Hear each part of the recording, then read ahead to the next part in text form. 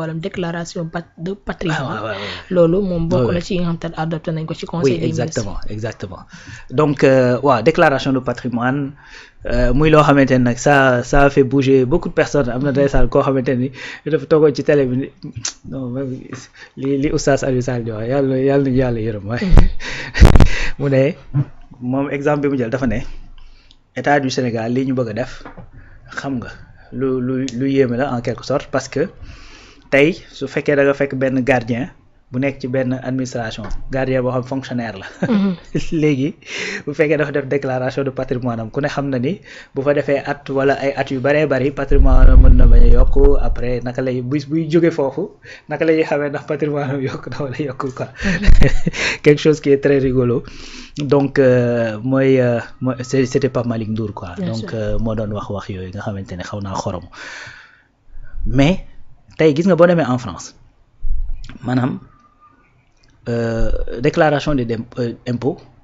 dañ ko universaliser c'est-à-dire tout le monde le fait xam nga ci suuf maa ngi wax naa Moussa Mbaye da daan wax ne day wax ne xaritam bi nekk Canada danaa ko Canada fii maanaam li wérte woon ni nit dana ko def mooy dee ak fay impôt mais c'est xoolal c'est exactement la même chose déclaration de patrimoine c'est-à-dire tey boo demee un Français xam nga c'est-à-dire tous les Français chaque fin d'année da ngay dem dugg ci plateforme nga wax ne amoon naa daaw nangam ren temps laa am lii laa ñu war a fay ci loolu nga fay ko pour déclarer sa impôt c'est aussi simple que ça c'est-à-dire c'est une plateforme qu'on met en place képp koo xamante ne da ngaa nekk ci administration képp ku nekk ci administration chaque année nga dem dugg foofu nga def sa déclaration de patrimoine c'est-à-dire c'est des clics tey impôt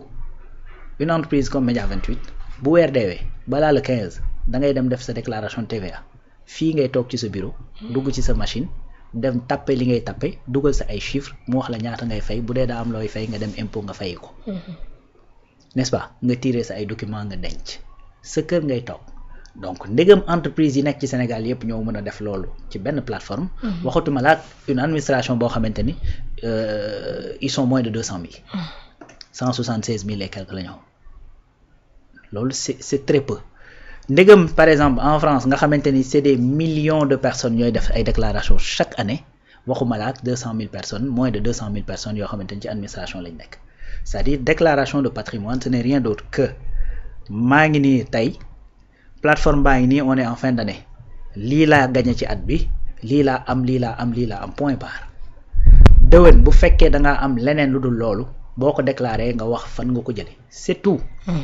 c'est aussi simple que ça gis nga tey si je reprends l'exemple de la France gis nga tey su fekkee da nga am kër maanaam sa papa su la doon may kër laa wax may am na montant yoo xam ne bu ko toll amul droit may la ko dafa am effectivement ay procédures yoo xamante ne dafa war a jaar dafa am loo ci war a fay à l'état lu mu ci war a jël et tout ça loolu nag su fekkee dafa am ci diggante bi c'est-à-dire booy defaat déclaration de patrimoine booy defaat sa déclaration d'impôt da nga koy préciser waale wax ne daaw benn kër laa amoon ren am naa beneen kër c'est tout ce qu'il faut comprendre là-dessus il y a absolument rien de très compliqué bokkul nag ak ki nga xamante ni tey dañ ko jox un ministère nga xamante ni dafa am une durée bien déterminée bokkul ak ki nga xamante ni dañ ko jox direction mu war a am une durée bien déterminée tey buñ la falee ministre su guddee ba gudd 5 ans nga fay def parce que le mandat du président est de 5 ans soo paree 5 ans yooyu dañuy defaat élection bu ñu falaatee le président de la république dafay defaat un gouvernement da ngay defaat déclaration c'est aussi simple que ça donc li ñu wax mooy que ni tey ñi nga xamante ne dañ leen dénk ay postes de responsabilité booy dugg da ngay def sa déclaration de patrimoine booy génn nga def sa déclaration de patrimoine parce que du ñëpp ñi jox ay postes de responsabilité ñooy fonctionnaire Mabouba Diagne c'est pas un fonctionnaire il est dans le privé Serigne Gueye Diop privé donc ñeneen ak ñeneen pareil donc ñooñu bu ñuy ñëw dañuy ñëw ne lii laa indaale le premier ministre pareil keneen président de la République pareil boo ñëwee nga ni lii laa indi boo ko defee après léegi nga daal di defaat sa kii tey su fekkee par exemple da nga gis les fonctionnaires décembre def nga sa déclaration de patrimoine décembre ba ci topp nga defaat ko c'est-à-dire loolu noonu la demee de c'est-à-dire c'est pas du tout extraordinaire, c'est pas du tout compliqué, et cetera. Donc actuellement li xewoon mooy que ni balaa ngay kii da ngay dem OFNAC nga def sa déclaration booy génn nga demaat OFNAC nga defaat sa déclaration de sortie ñu xool na nga fa déclaré woon yokk na wala yokkul ak yu ni mel. Donc il y a absolument rien de compliqué, c'est très faisable, bokk na ci gën a yomb a def sax far yàlla. C'est très faisable parce que encore une fois si les entreprises sénégalaises yi fi nekk ñooy mën di déclarer à partir d'une plateforme, donc à plus forte raison loo xamante ni par fin d'année kese nga koy def, donc loolu du lu problème. Léegi nag loi yëpp boo ko boolee maanaam ci fi mu jëm mooy ci bonne gouvernance ak transparence. Bien sûr. Am na également la loi bi nga xamante ni mooy accès à l'information. boobu également ci ñu kii la bokk. Bien sûr. Donc accès à l'information nan la ñuy def ba nga xamante ni n'importe quel Sénégalais mën na accéder à l'information bu état bi facilement nga xamante ni yow doo toog jékki-jékki rek ñu génne benn scandale boo xamante ni nga naan lii fan la xewee, c'est-à-dire dans chaque ministère par exemple mën nga dugg interroger benn plateforme xool réellement li nga xamante ni moom lañ fa def ak moo fa am. soo amee ay jiixi jaaxa nga mën a peut-être contacter ka fa nekk ne ko je suis un citoyen lambda, sujet bi ngeen di traité daf maa intéressé, damaa bëggoon xam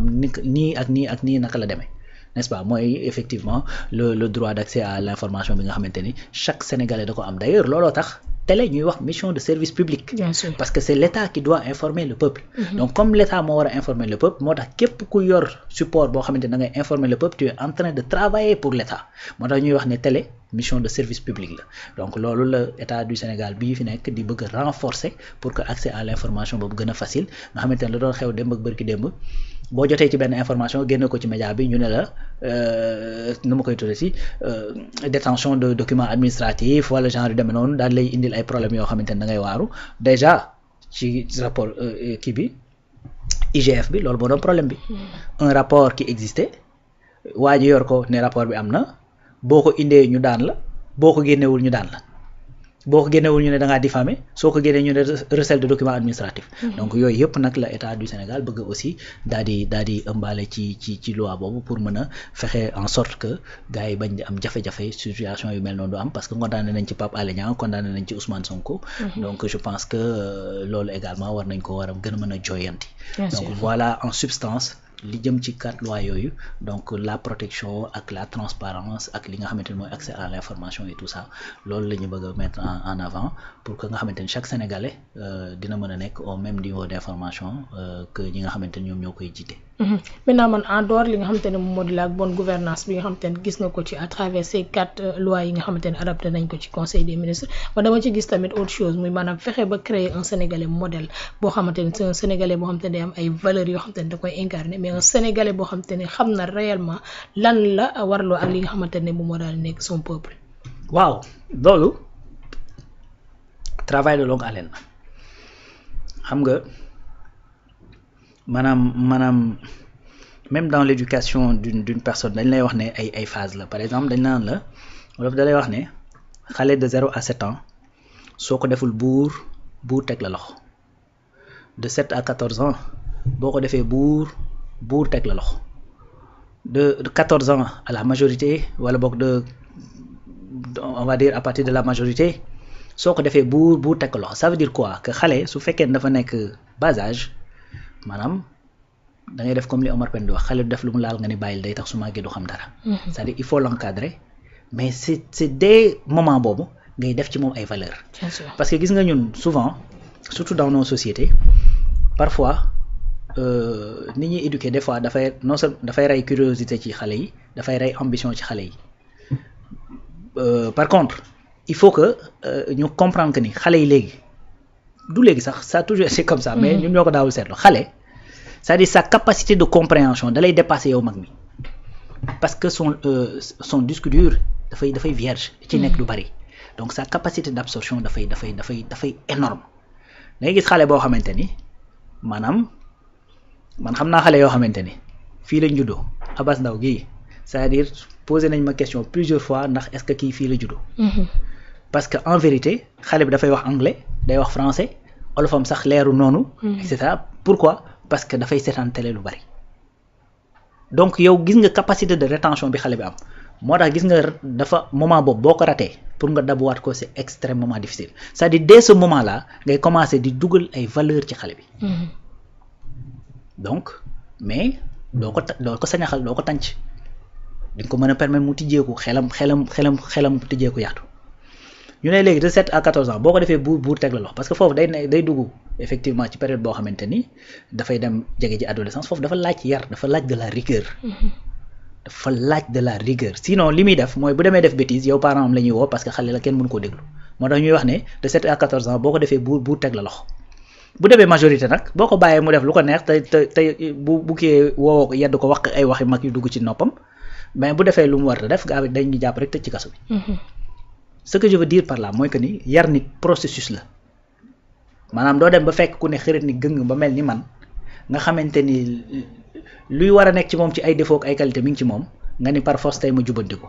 day compliqué c'est-à-dire il faut mettre des mécanismes des lois ak ay textes yoo xamante ni dana mën a cadrer ñenn ñi ba lépp loo xamante ni def nañ ko te tegu ci yoon ñu mën leen sanctionner ay sanctions yu sévères mais il faut que également ñi nga xamante ñooy xale yi ñëw ñu waajal leen ci loolu def effectivement cette refondation de l'éducation nga xamante ni dès le bas âge dinañ leen mën a orienter ci xale yi ci li nga xamante ni moom lañu yaakaar ni lii la ñu war a doxee parce que man damaa jàpp ne c'est-à-dire Sénégal waruñoo nekk une société boo xamante ni dañoo war a xinte développement kase c'est-à-dire dañoo war a nekk société bu nga xamante ni dañoo war a xinte développement mais dans nos valeurs parce que mën naa ne encore une fois. Bien sûr. Donc des exemples sont là et ça existe di nga gis xale boo xamante ni maanaam mësta dem daara xam nga je parfois damay bëgg kii mais man par exemple je prends mon exemple il y a beaucoup de gens yu nga xamante ni man nit wax na ma ba tàyyi ne ma damaa foogoon kuréel sàngam nga bokk wala damaa foogoon dem nga ci daara sàngam te pourtant man musuma teg sama tànk ci daara comprendre nga mais da ngay gis ne après am na benn type d'éducation wala benn type de fréquentation boo xamante ni moom ngay am après da ngay dem ba nga xamante ni y a peut-être des signes yu nekk ci yow yoo xamante ni xaw ngaa tane daal laa bëgg a wax xam nga lu ma xaw ngaa tane am na yu bari yoo xamante ni gars yi duñ la ci fekk di nga góorgóorlu ba di ko moytandikoo yu demee noonu te pourtant xëy na demoo ci daara ja et cetera yu demee noonu encore une fois dañu am ay mag yu fi nekk fa laa bëgg a waxee sax nag pour mu clair ñoo xamante ni dañu am ay projet de société ci projet de société yooyu dañoo am ay projet nit tabax nit ci projet tabax nit yooyu dañ cee gis yoo xamante ni dafa réussir parce que dañuy gis des gens yoo nga xamante ni la ñu war a jàng ci nasaraan jàng nañ ko pourtant duñu comporté woo comme nasaraan yi ni ñuy comporté woo ndax sëñ Abdoulaye da daan wax ne jàngum tubaab da lay jàngal ba nga xamante ni maanaam koo gis foog ni mën nga koo nax yaa ngi dégg koo gis foog ni mënulaa nax koo gis foog ni boo ko naxee du ko xam ña nga wax bi waaw sëñ Abdoulaye danaa wax loolu danaa wax ne njàngal tubaab mooy l'école de Jules Ferry bi doyen doon wax tey ci suba maanaam da lay jàngal de sorte que koo gis foog nga ni mën nga koo nax koo gis foog ni mënulaa nax koo gis foog ni boo ko naxee du ko xam léegi nag yow tey da ngay gis ku jàng ci école de Jules Ferry boobu ba mokkal ay téereem foofu pourtant du doxee noonu bien sûr te boo saytoo ba ci biir ça veut dire que am na lu mu ci njàmbaas am na loo xamante ni da koo jëlee moo tax Serigne Touba keroog ba ñu bëggee def école Njaareem dañuy d'accord naa pour ñu def école ci kaw ñuy yor yar bi ñuy yor jàngale bi ñu yor yar bi donc il y a l'éducation et il y a l'instruction pourquoi on dit pas le ministère de l'instruction nationale on dit le ministère de l'éducation nationale parce que ci biir éducation dafa am ay valeurs n'est-ce pas donc loolu la état bi war a xar tànku tuwéyam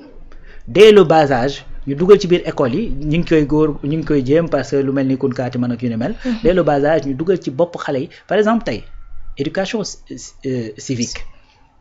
man je me rappelle bi ma nekkee primaire ay CP yooyu yàlla xam dañ daan xëy le matin bu ñu daan xëy dañ daan def groupe di ñëw bu ñu ñëwaan bay jéggi tali bi di romb Sénélec bi dafa amoon drapeau des fois dañ daan fekk ñu yëkkati drapeau Sénélec bi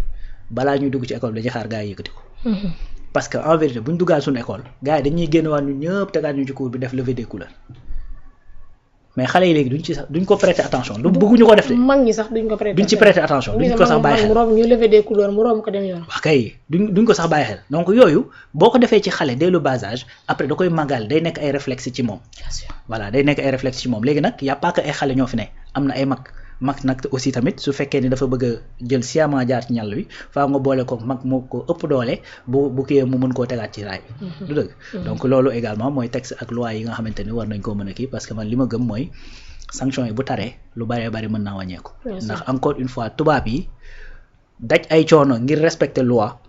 moo gën a yomb ci ñoom que ñu jalgati ko bañ jàpp leen ci. looloo tax ñu mel ni ñu yaru mais gën ñu ëpp ñu ay teggin. voilà. mu ngi noonu Issa Ngom Issa reetaaloon na ma Issa li nga bind nag yaa ko daal di bind lii li Issa bind li Issa wax léegi Issa Ngom demal ba ci suufa